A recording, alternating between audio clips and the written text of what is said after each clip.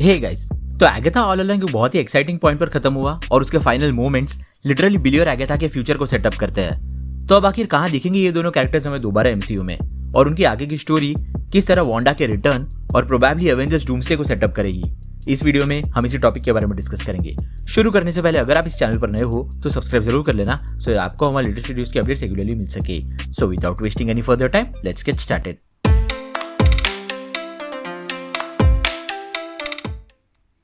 तो Agatha all along का final episode एक बहुत ही लॉजिकल पॉइंट पर खत्म होता है, जो कि है बिली के भाई टॉमी के रीइंकार्नेटेड वर्जन को ढूंढना।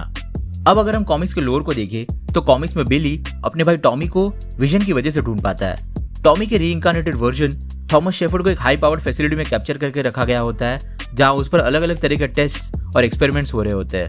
और इसी फैसिलिटी से टॉमी को छुड़ाने के लिए विजन अपने साथ बिली और यंग एवेंजर्स की टीम को ले आता है। इस रेस्क्यू के बाद टॉमी भी यंग एवेंजर्स का हिस्सा बन जाता है। इसी स्टोरी को अगर हम एमसीयू के कंटेक्स्ट में देखें तो अगली Wanda vision spin off series जो आने वाली है अगले 2 सालों में, वो है विजन क्वेस्ट, जो डेफिनेटली व्हाइट विजन पर फोकस करेगी। और बिली की टॉमी को ढूंढने की अपनी क्वेस्ट उसे कहीं ना कहीं विजन से जरूर मिलाएगी, कंसिडरिंग अब टॉमी को एक नई बॉडी मिल चुकी है और उसके पास बिली या वांडा की तरह साइकिक पावर्स भी नहीं है। बिली को सिर्फ इतना पता है कि उसके भाई के पास सुपर स्पीड की पावर थी, और स्पेशल एबिलिटीज वाले लोगों के बारे में जानने के लिए उसे किसी ऐसे इंस्टीट्यूशन के पास जाना होगा जो कि स्पेशल एबिलिटीज वाले लोगों को मॉनिटर करता हो। ऐसी इंस्टीट्यूशंस एमसीयू में या तो शील्ड या सॉर्ड के फॉर्म में होंगी, या फिर एवेंजर्स या Stark headquarters. Captain America civil war में टोनी स्टार्क इसी तरीके से पीटर पार्कर को ढूंढता है। टोनी के खुद के अपने मॉनिटरिंग सिस्टम्स थे जो स्पेशल एबिलिटीज वाले लोगों को मॉनिटर करते थे। हो सकता है कि टोनी ने यही सिस्टम बाद में एवेंजर्स हेडक्वार्टर्स में मूव कर दिया हो। अगर एवेंजर्स हेडक्वार्टर्स फिलहाल कोई एवेंजर रन नहीं कर रहा है तो काफी चांसेस है कि सॉर्ड ऑर्गेनाइजेशन स्पेशल एबिलिटीज वाले लोगों को मॉनिटर कर रहा हो। सॉर्ड अल्टीमेटली शील्ड ऑर्गेनाइजेशन से ही स्पन अप हुआ है, जिसे निक फ्यूरी हेड कर रहा है, और पहली एवेंजर्स में निक फ्यूरी ने शील्ड की मदद से ही सभी स्पेशल एबिलिटीज वाले एवेंजर्स को ढूंढा था और उन्हें असेंबल किया था। और सॉर्ड ऑर्गेनाइजेशन सबसे पहले डेब्यू हुआ था वांडा विजन में ही, सो काफी चांसेस है कि बिली और एगाथा का स्टार्टिंग पॉइंट वही होगा टॉमी को ढूंढने के लिए। और अपने भाई टॉमी को ढूंढते हुए वो व्हाइट विजन को डिस्कवर कर सकते हैं। विजन के बारे में बिली को एगाथा से ही पता चलेगा कि वो उसका फादर था, और क्योंकि विजन के मिलने के चांसेस या तो सॉर्ड ऑर्गेनाइजेशन या एवेंजर्स हेडक्वार्टर्स में है, तो उसकी मदद से बिली और एगाथा टॉमी को भी लोकेट कर पाएंगे। इनफैक्ट यहाँ भी काफी चांसेस है कि विजन सॉर्ड ऑर्गेनाइजेशन में ही होगा, क्योंकि वांडा विजन के इवेंट्स के बाद वो खुद भी अपनी मेमोरीज को बैक ट्रैक कर रहा होगा, और सबसे पहला स्टॉप उसके लिए सॉर्ड ऑर्गेनाइजेशन ही होगा, जहां उसके बॉडी पार्ट्स को इन्फिनिटी वॉर के बाद डिसअसेंबल करके रखा गया था। और जैसे कॉमिक्स में हुआ था वैसे यहाँ पर भी विजन बिली और एगाथा के साथ टॉमी को छुड़ाने इस पर्टिकुलर हाई पावर फैसिलिटी में जाएगा, और उसे छुड़ाने के बाद बिली, एगाथा और विजन टॉमी को उसके पास्ट के बारे में बता सकते हैं। और उसके बाद सबसे लॉजिकल स्टेप होगा बिली, टॉमी और प्रोबेबली इवन विजन के लिए वांडा को ढूंढना या फिर उसे रेजरेक्ट करना। कॉमिक्स में भी ऐसा एक सिमिलर आर्क था वांडा का, जहां बिली अपने रियलिटी अल्टरिंग पावर्स को कंट्रोल में लाने के लिए किसी ऐसे पर्सन को ढूंढ रहा होता है जो उसकी मदद कर सके। और पूरे कॉस्मोस में ऐसा कोई दूसरा पर्सन नहीं है जो उसके पावर्स को समझ सकता है, सिवाय उसके खुद की मदर वांडा मैक्सिमॉफ के।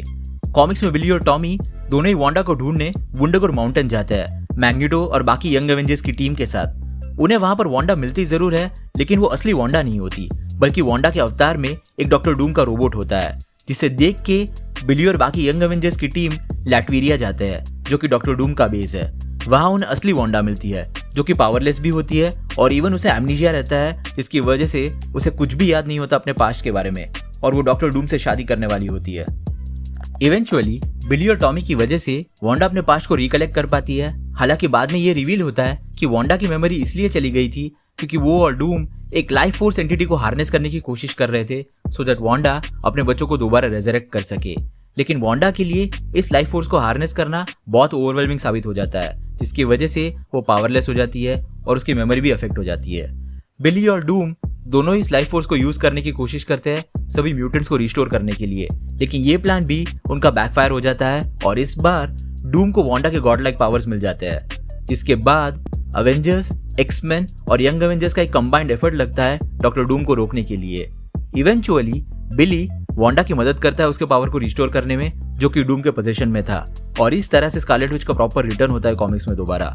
ये पूरी कहानी young Avengers the children's crusade की है, जो कि मल्टीपल कॉमिक बुक इश्यूज के थ्रू आउट टेक प्लेस करती है। अब अगर हम इसी सेम स्टोरी लाइन को एमसीयू के कंटेक्स्ट में देखें तो एगाथा ऑल अलोंग के एंड में इस चिल्ड्रंस क्रूसेड के स्टोरी लाइन को ऑलरेडी सेटअप कर दिया गया है। बिली सीरीज के एंड में ही समझ पाया कि उसने विचेस रोड को क्रिएट किया था अनकॉन्शियसली और उसी चक्कर में उसने 3 लोगों को भी मार दिया। यानी कि फिलहाल बिली का अपने पावर्स पर पूरा कंट्रोल नहीं है और एमसीयू में भी रियलिटी अल्टरिंग पावर्स उसके अलावा सिर्फ वांडा के पास ही है। तो टॉमी को ढूंढने के बाद नेचुरली बिली अपनी मदर वांडा को ढूंढने जरूर जाएगा।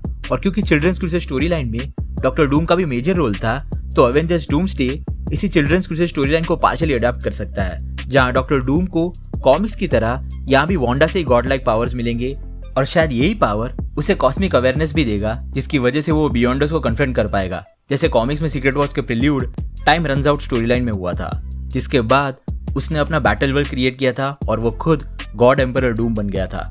इनफैक्ट एमसीयू में ये एस्टेब्लिश किया जा सकता है कि वांडा मरी नहीं है बल्कि टेलीपोर्ट हो गई है किसी और यूनिवर्स में, और ये यूनिवर्स प्रोबेबली वही यूनिवर्स हो जहाँ से रॉबर्ट डाउनी जूनियर का डॉक्टर डूम आने वाला है, बेसिकली फैंटास्टिक फोर का यूनिवर्स।